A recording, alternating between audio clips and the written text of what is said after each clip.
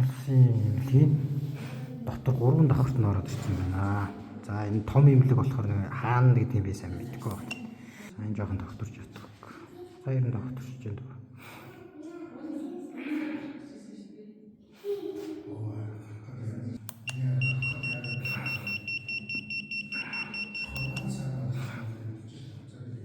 За ийм байгаа юм байна. Яг энийг одоо яагаад би гадаа гараад хэмжиж энэ ниран тасаг шиг болсон шүү.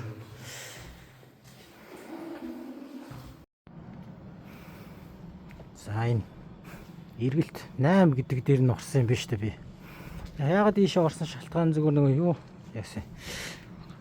Би өмнө нэг зурагтын явд хэмжилт хийж яхад айгу өндөр агаарын багшлаа айгу өндөр байсан. Тэгээд шинэс ч маш том имлэг.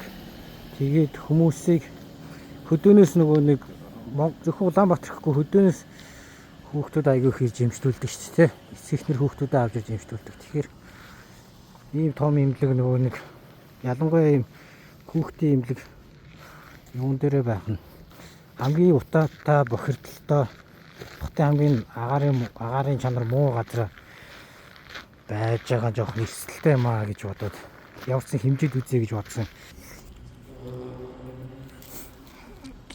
За ихнэлс дээр агаарын чанарын утга нь за PM2 PM2.5 210 гэж байна. За 150-аас 250 хооронд бол эрүүл мэндэд муу. Эрүүл мэндэд маш муу гэдэг юм байна. За PM 10 390 гэж байна те. 390 гэдэг нь хаана байна гэхээр за тэр 350-аас 420 гэхээр анхаараарай гэж байна те. Өндөр байна анхаараарай гэж байна.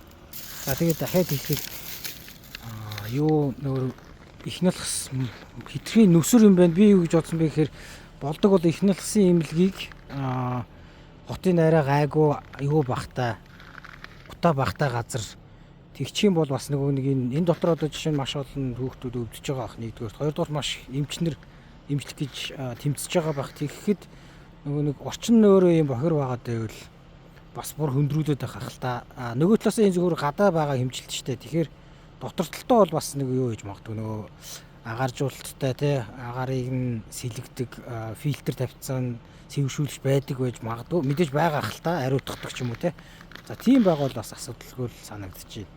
Гэхдээ бас эрсдэлтэй нөгөө цонхныхан битүүмж нь хэр хийдэг юм. За